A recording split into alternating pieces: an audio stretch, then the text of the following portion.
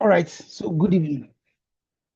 Good evening, everyone, and thank you so much for joining another edition of our Kaizen Weekly Book Review, where we intend to discuss another chapter of the exciting book we're all reading, that is Atomic Habits by James Clear. And this week, we're going to be talking about the impact or the role of the family and friends in shaping our habits. We started this journey a while ago where we started reviewing the book of James Clear, and it's been very interesting journey for me. And now I can explain in clear terms why I'm struggling with some very good habits I want to learn. And I'm also struggling to do away with some of the bad habits that I've acquired over time. This is the 9th edition of the review. We have had several review and fantastic reviewers too. I know we had a review with Mariam Gambina starting the book for us by doing the introduction. And then we have Abimbole Legbede as well that came around to talk to us about why tiny changes make a big difference. We also had Chamsidin talking to us of how your habits shape your identity and vice versa. We had Abibullah Aberejo also taking us through, I think, chapter 4 of the book or 3 about how to build better habits in 4 simple steps. And that was where we came about the 4 laws to build habits and also deal with bad habits. We also had Chinyere talking to us about the man who didn't look right. And that was the first section of the first law, which was make it obvious. We had Hilda too, doing the second part of the first law, which was the best way to start a new habit. And then the secret to self-control was handled by Rosemary Bazebo, where she took us through the journey for how we should ensure that to understand the self-control.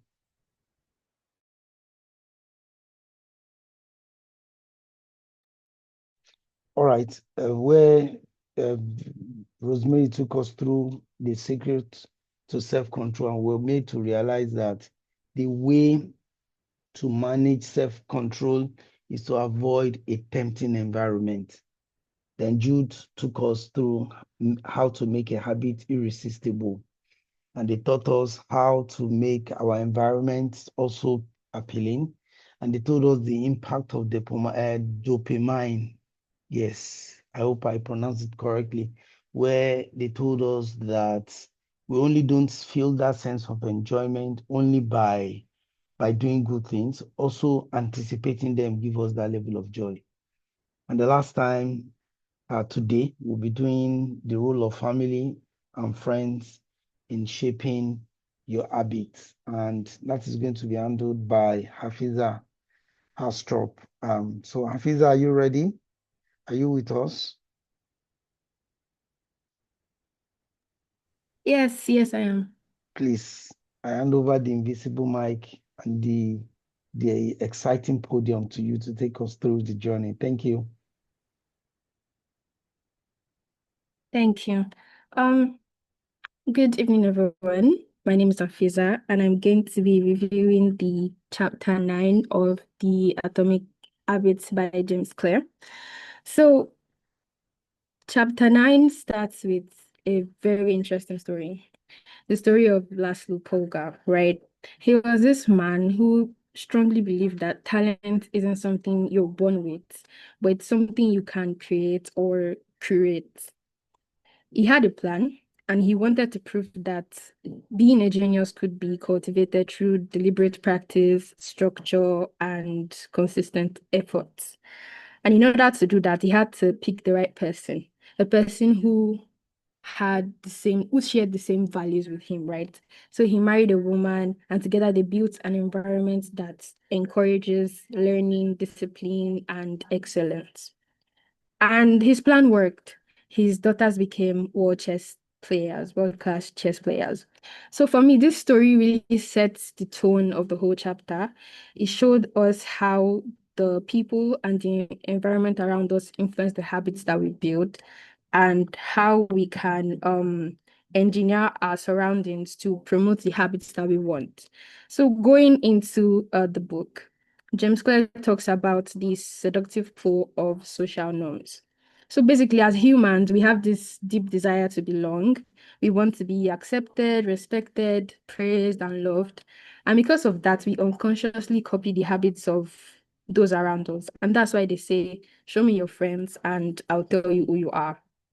Whether it's your family, your culture, or your society, we have rules that shape us in ways that we think and the way that we act. And for me now, as a Muslim, I grew up praying 5 times a day, dressing a certain way, not because I'm forced or oppressed to do so, but it's just because that's what everybody was doing around me. So every culture has these expectations and they influence us more than we realize.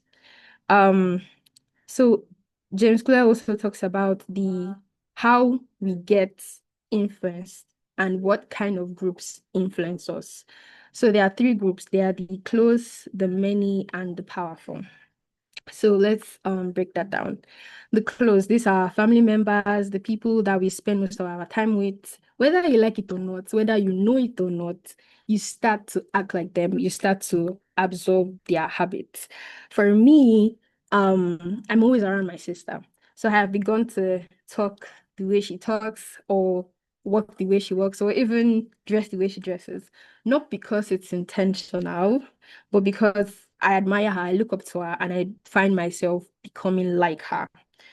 And that's how it really shows how powerful proximity is. So what you surround yourself with, you find yourself connecting and you start to represent with that. So if you're trying to build better habits like reading more, eating healthy, or praying consistently, it's important to be around people who are already live that way or are aspiring to live that way because their habits would rub off on you and and you become like an extension of them. If you are surrounded by people with the habits you want, it's easier to stay motivated. So the second group is the many. This one is so relatable because um, it's about following the crowd. As humans, when we are unsure of how to act, we often look around and just wonder what everyone else is doing so we can just do what they are doing. And that's why we have so many trends in the world right now. Everyone is doing the same like makeup routines or the same dressing the same way, going to the same restaurant just to have the same kind of experience that others are having because we're influenced by them. So, and they do it because it's easy to it makes them feel safe and accepted because that's what everybody's doing. But the problem in that is that when we constantly chase the approval of many people, we risk losing ourselves. We start to hide parts of who we are to fit in. You know how this teenage movies where the quiet person suddenly loses her spark and everything that makes her unique just so she becomes like the popular girl. So like that. So we often trade authenticity for acceptance. And most of the times, it's not our fault because that's how the human mind is wired. We want to belong, want to feel like we're in a clan or in a tribe, right? But the good part is that we can override it. We can decide to stop caring about what the crowd thinks and start to be true to ourselves. There's this quote I really like by Ralph Waldo where he said, to be yourself in a world that is constantly trying to make you something else is the greatest accomplishment. And I couldn't agree more because if in a world where everybody's trying to be the same, act the same, dress the same, talk the same, live the same, basically, choosing to be yourself is courageous and it's a quiet kind of like bravery. So moving to the third group, the powerful. These are the people that we look up to, our mentors, leaders, celebrities. And in recent times or in recent years, influencers too. They influence people's lives and their decisions. Why should I buy an item? It's because so and so is also buying this item, right? Like now a lot of people are reading Femi Etedola's book, and they are trying to apply his lessons to their life. Not just because of the content of the book, but also because they want to feel connected to his success story, live the way he lived, to kind of like embody the experiences that he had. And you see people trying recipes online by famous people just so that they feel what it's like to live in that kind of lifestyle. And it's not always a bad thing, because imitation is a form of flattery, right? And imitation can help us learn, but it is important to make sure that what you are imitating, what you are allowing to influence you, reflects who you truly want to become. So for me, my biggest reflection from this chapter is, um, when I was young, I wanted to belong, just do things that even if me myself, I would rather not do, but I didn't want to be odd. I wanted to blend in, and I just like did them, right? But as I've grown older, I've realized that belonging means nothing if it costs you your authenticity. You can be alone and you can reach great heights, you know, as far as you're not in spaces that change who you really are and what your core values are. This chapter really reminded me that, I should remind all of us that our environment is everything. If you want to change your habits, you have to change your surroundings. You have to surround yourself with people whose normal is your goal. For example, being in this book club, I personally don't like self-help books per se. I'd rather read fictions, but I'm starting to come around and it feels good. So if you're in a place that enforces your good habits and encourages you to do more, it's better than if you're in a place where everyone else is just like you and nobody's trying to improve. You stay stuck in the same place.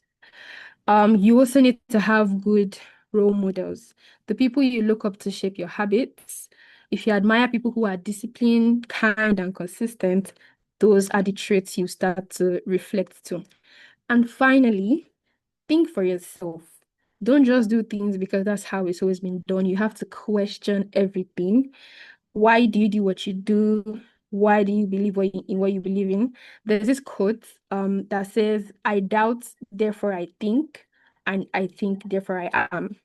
When you question, you grow and you stop living um in autopilot. You start living with intentionality and like clarity. You create your own rules and you create your own rules. You let the world catch up to you. Don't just go with the flow of the world.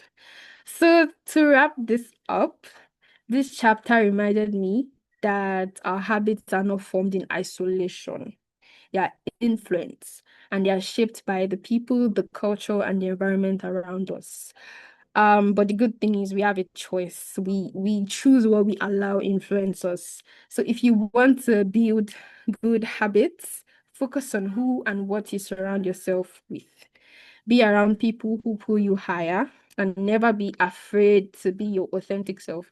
Even if you stand out, even if it's weird, even if it's too unique or too niche, it doesn't matter as far as you're being yourself at the end of the day.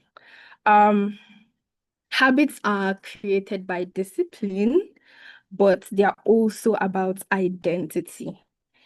Who and it's about who you are and what you let um shape you. So I hope that we've learned a lot of things and we enjoyed the review. That will be all for me. Thank you. Wow, this is. Please, can we just continue to give our reviewer a round of applause and a digital clap and all of that,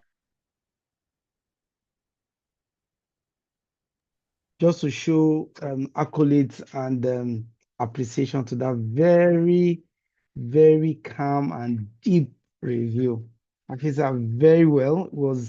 Was really done very well, and I really appreciate the review. When I was reading the book myself, honestly, this book is something that I honestly think if I don't change I need to change. If I don't really change after this book, I will be doing myself a really big disservice, particularly listening to a review from Afiza. The review was not only well aligned to the book, it was also well articulated, and consistency in the voice was really very good.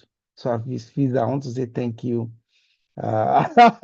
Yusuf Bello said he wants to be like Afiza, right? You can see the accolade. So getting back to the book, right? This is the second law, which is make it attractive. And what James Clear has been proving to us from the beginning of this chapter is that we truly need to appreciate that we are being driven by things around us, right? And so many of us, we are on autopilot unknowingly, right? And the only way to start building the right habits and killing the bad habits we want to remove from our lives is to now being deliberate. When I was reading about the story of the man that deliberately looked out for a wife to give him the kind of children he wants or he desired, that's being deliberate. Before now, everybody would just do follow the crowd and do whatever. But he wanted to show the world that I can actually drive this, I can deliver this. But I can't do it alone. Deliberately, he started writing to someone that can drive that dream. I've never heard about the three of them, the Susan, the Judith. I've never heard about any of them until when I was reading this chapter and I went online and I saw, wow. So this is really real and it is something that we can really relate to. So the first lesson we all need to learn is to appreciate that we are being influenced directly or indirectly by our environment. But what is more important is to now be deliberate about what do I want to take. Like Afiza used it, which said you can engineer your environment. And that's the best word I think can capture that. Engineering really means that you really need to configure what you want to be around you. He told us that there are three kinds of people that influence us: the close, the powerful, and I've forgotten the third one. He said the close. Let me just get the cheat from my book. He said the close, and then the many, right? But those things by default, if you allow them to influence you, you get influenced. But what it's telling you now is that you need to engineer these three. What do you want your close to be? Right? What do you want your many to be? And what do you want the powerful people that will influence you to be? And that is what this book is telling us, and this chapter now. And that was what was beautifully presented and articulated by Hafiza. I can see Shamsuddin Odu and up. I will give him the floor so that I can share his thoughts. Shamsuddin, over to you. Thank you. If you also have any comment to make, feel free to raise your hand and I'll give you the platform to talk. Thank you. Okay, good evening, everyone. What a beautiful presentation by Afizo. First of all, I cannot agree less with everything James Clear has said in that book. And since the beginning of this book, and basically when we talk about the four laws, I've been trying to apply it to in fact, of present, I did the presentation in my office. Atomic habits in cybersecurity. I was able to apply all the four laws to safeguarding our data, the confidentiality, the integrity, and the availability of it. And in fact, it was almost everybody in my office. In fact, it was like, Shamsi, where did you get this idea? I say it's from a book, James Clear. That's number one. Number two, when I was reading this chapter, we had two interns in our office. The two of them every day, when they come to the office, you see them either playing games or discussing about film. So last week, one of them has rounded up his interns. He now left. He now remain one person. But because his partner in crime is not around, we just see him come to the office, start doing what is the best of him to be done. You now see him be more serious. And now flashback to what I read in that chapter, the influence of family. Because the two of them have seen them as family, as friends. And as such, one is now affecting the other negatively. But because the other one has left now, it's now left his owner. So the bad habit is trying to copy from that owner. It's not there again. So he has now come back to his what?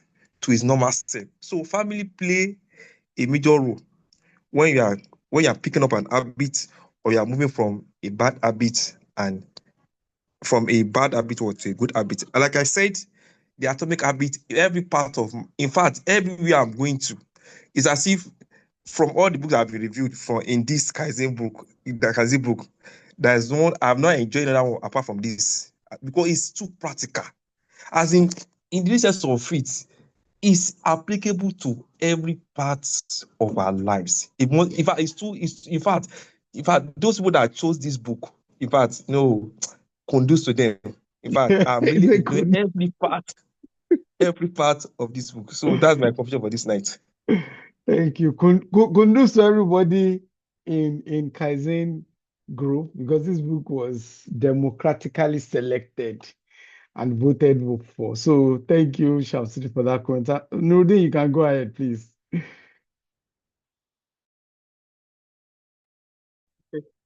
Good evening, everybody. Am I audible enough?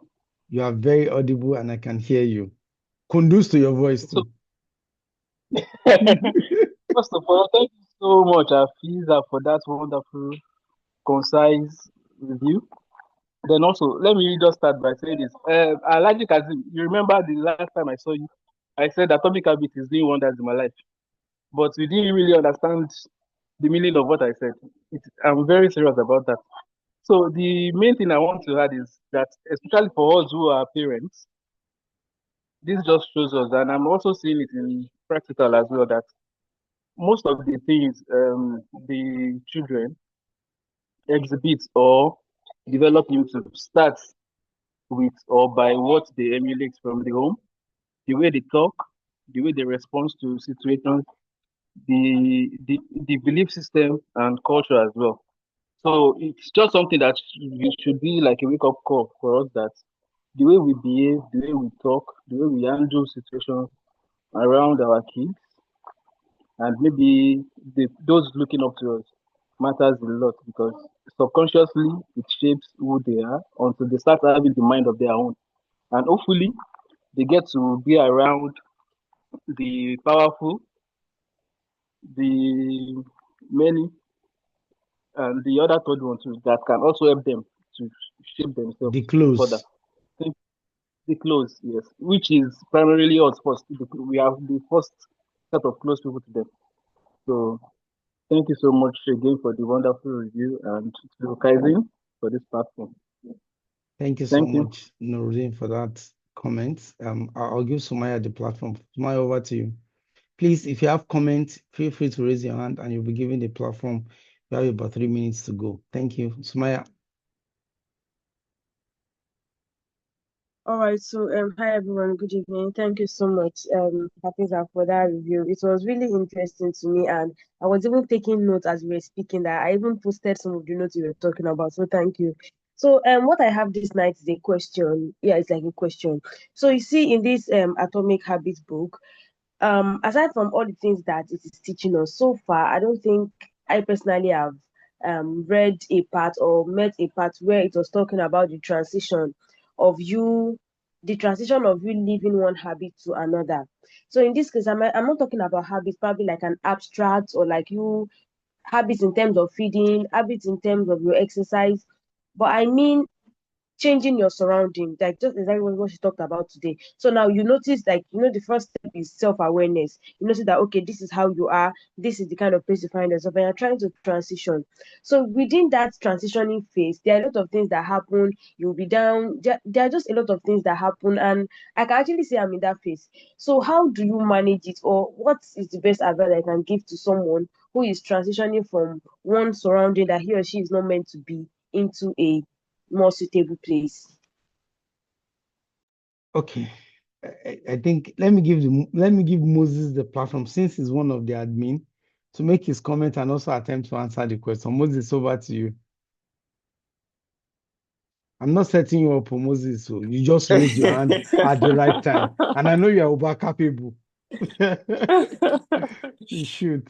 Thank Oh, you. thank you very much, Kazi. Thank you, Aviza. I can't even say more than to give my own line of accolades to Aviza. This is just wonderful, right? So, um, I think part of my own contribution may also be like an answer to the question, of the earlier contributor. So my own contribution is this, and it's a question too, and it's a question I ask myself, and I think everyone should ask. What is your rule or what is your guide to the people that are close to you, right? At every point in time, you need to have like in control, they call it a policy. In our business, we call it a policy, right? What is your policy towards the close people around you, your proximity? And to be fair, the close people around you may not always be positive, may not always be. So you need to establish that, okay, Kazim is a positive influence. He's close to me because as a result, he's going to have a positive or negative influence on me depending on who he is. So you need to highlight those specific people and this will help you in your transition too, right? You need to intentionally have a policy guiding you towards your close, your powerful, and your many. What is that policy that is guiding you towards them? Who are they, first of all? And you said awareness is the first, not even just self-awareness, awareness about them. This specific person, who is he? Do I want to take on all of the kind of habits that he has? What specific rule am I setting to? Okay, I like these habits. I think they are positive. I'm going to imbibe them. I'm not so fancy, or I do not fancy these habits about these people that are close to me, right?